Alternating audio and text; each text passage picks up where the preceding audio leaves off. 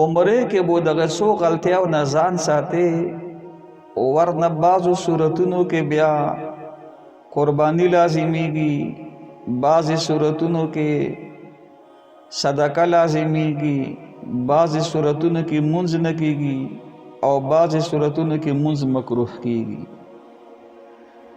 یو دا چې دا احرام چې تړلی شي دا به میقات نه بهر تړلی شي، نو بعض عوام داسې وکړي چې جاس کې لباس کې لاړ شي او بیا چې هلته ورسي نو مسجد عائشه ته لاړ شي، هغه ځای نه احرام وتړي.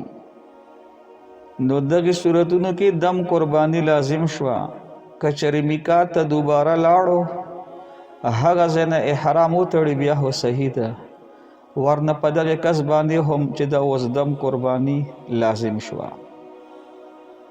بعضې ناپوهه کسان دغه عمرې طواف دا بې اودسه کوي، نو دې دپاره چرندام واجب ده. که چا چرندام نه بغیر طواف وکړو نو عمره خو یې وشوه خو په ده باندې قربانی لازم شوه.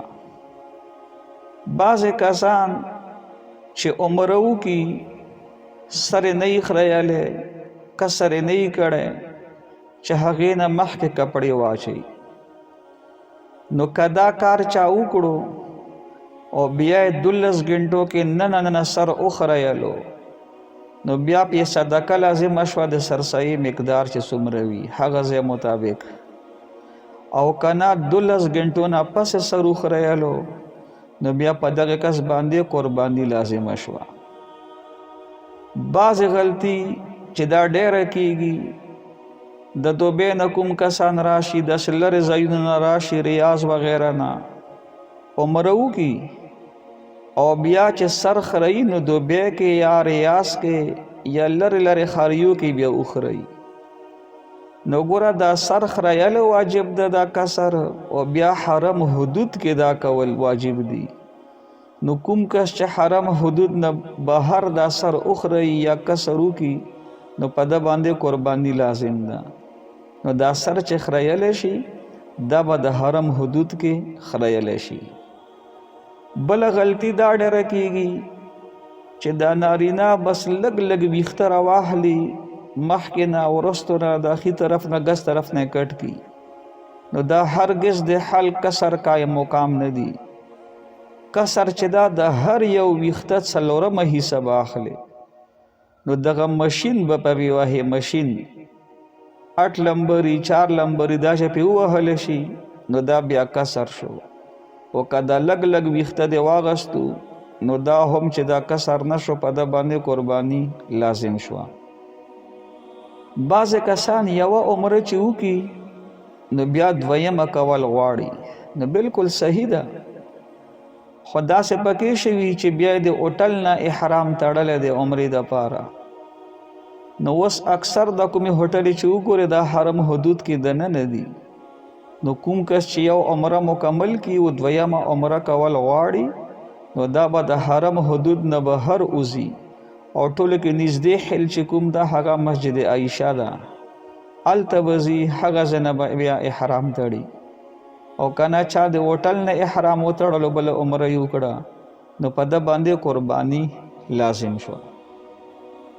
بل دا مسجد نبوي شریف کې باقاعده بورډونه لګولي چې دغه ځای د امام نه مخکې ده، نو هلته ډېر کسان مخکې ودرېږي، خاص کر زنانه. نو کوم کس چې په مانځه کې د امام نه مخکې ودرېدو سره یې هډو مونځ ونه شو نو ګوره څومره قیمتي مونځ په حرم کې او هغه ونه شي او د دې غلطۍ خیال څوک نه ساتي. بل دا چې بس هلته جمع ودرېږي نو بس په سړک باندې بیا خلک ولاړي مانځه ته او دومره فاصله یې منځ کې، حالانکې موږ احنافو په نیز باندې چې کوم کس جومات نه بهر وي نو دغه مخکې صف سره به فاصله دومره نه وي چې منځ کې یو ګاډی تېرېدلی شي. که چېرې دومره فاصله وه چې هغې کې ګاډی تېرېدی شو نو بیا دغې وروستو کسانو مونځ نه کېږي. او دا خو ګاډی څه چې دومره زیاته فاصله چې غوټ شل 10 صفه فاصله دومره صفونه پکې جوړیږي، نو دغه کسانو مونږ نه کیږي، دینه به هم ځان ساتي. بل دا چې اکثر کسان احرام تړلې او د عمره احرامي او بیا حجر اسود ښکلولو کوشش کوي، د کعبې ښکلولو کوشش کوي، او تاسو به ګورئ چې په دې باندې څومره عطر لګولی شي، و احرام په حالت کې به خوشبویۍ نه ځان ساتي. نو لہذا د عمره احرامي حج احرامي نو دې حالت کې به دغه کعبې ښکلول، حجر اسود ښکلول دینه به ځان ساتلی شي، ځکه دا شونډې چې په حجر اسود ولګي یا کعبې باندې وای باندې خوشبویي وه و دغه ټولې شونډې په خوشبویۍ باندې ولګېدې، نو دې صورت کې بیا دم لازمیږي. بل دا چې د عمره احرام څوک تړي یا حج احرامي دا استباع نارینه دپاره سنت ته چې دا خیب مټ کلاو کی او صادر داسې په د ګسې اوږې باندې واچول کی، دې ته استباع یې. نو اکثر کسان مونږ ولیدل چې دغه اوه چکر ووایي طواف مکمل کی، نو بیا خو 2 رکعاته واجب شي، هغه 2 رکعاته چې ادا کوي نو هغې کې استباع کړي. نه، دا استباع بس طواف په حالت کې ده چې طواف مکمل شو، بیا دا خې اوږه پټه که او هغې نه پس بیا مونځ کوه، ورنه دا بیا مکروه ده. بل دا چې عوامو کې دا خبره مشهوره ده چې یو عمره وکړي او بله عمره کوي، نو خامخا به احرام وینځي، کنې بیا دې عمره نه کېږي. نو دې هیڅ اصل نشته، هیڅ هغه نشته، بالکل یو احرام کې څومره عمرې کول غواړئ کولی شئ، وینځل پکې لازمي نه دي. بله خبره ده چې یقیني ده نه بلما شي نو بیا بیا هسې وینځي، خو که بلما شوی نه وي د وینځل پکې بیا بالکل نشته.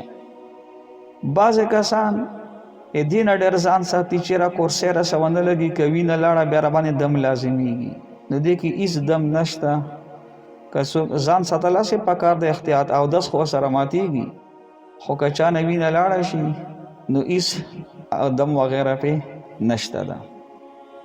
بل دا محترمو چې دا سعی کې چرندام چې دی دا واجب نه دی، سنت دی. نو که کوم کس سعی کوي د صفا مروه او دې کې اودس مات شوره شو نو پریشانه کېږي دی نه، که بیا تلل شي او اودس کوي نو ډېره بهتر ده، او که نه همداسې هم وکړو نو نه پې څه دم شته او نه په عمرې کې فرق راځي، عمره یې بالکل صحیح ده. نو دغه څو ضروري مسایلو چې د دې به خیال ساتلی شي.